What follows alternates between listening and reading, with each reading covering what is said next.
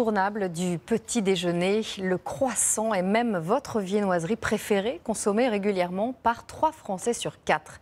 Et si c'est chez le boulanger où vous fournissez essentiellement, on en trouve partout, des cafés aux grandes surfaces. Mais combien coûte vraiment au juste ce petit bonheur? Enquête d'Emma Vincent et Sylvain Roland. Comment fera-t-il fondre votre cœur? Par son aspect croustillant ou rien qu'à l'odeur de beurre? Mais surtout d'un croissant à un autre, quel prix pour quelle qualité? Dans la ville du Mans, cela varie entre 85 centimes et 1,10 €. C'est ce boulanger artisanal qui affiche le prix le plus bas. Là maintenant je vais incorporer mon beurre.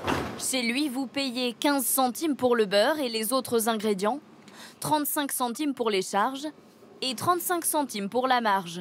Un prix constant, malgré les variations de prix du beurre. Quand le beurre est très cher, on marge moins. Et les années où il est moins cher, on marge plus. Mais j'ai décidé de laisser un prix fixe sur mes croissants. C'est pas cher, hein. Je pense que c'est plus au centre-ville, ça coûte plus d'1 €.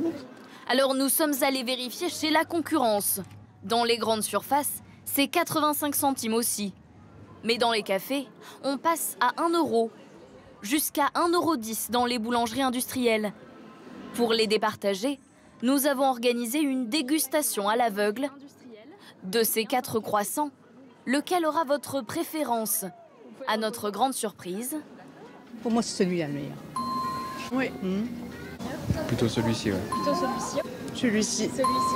On a un goût de beurre, une légèreté dans la pâte et tout.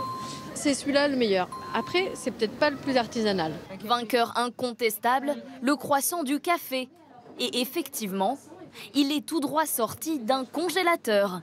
Noël Aymar achète ses croissants chez un grossiste, 40 centimes pièce. C'est des croissants surgelés, hein, parce que comme on n'a pas un gros volume, un gros débit, on n'a pas tout le matériel pour faire nous-mêmes les croissants. Des produits certes industriels, mais ils valent selon lui la qualité artisanale. Il y a beaucoup de gens quand même qui achètent du surgelé. J'ai presque envie de dire que ceux qui n'ont jamais acheté de surgelé nous jettent le premier glaçon. Les chiffres lui donnent raison. 80% des croissants vendus dans le commerce viennent de l'industrie boulangère. Mais qu'ils soient badigeonnés avec amour ou préfabriqués, le meilleur croissant restera celui qui sort à peine du four. Et l'un des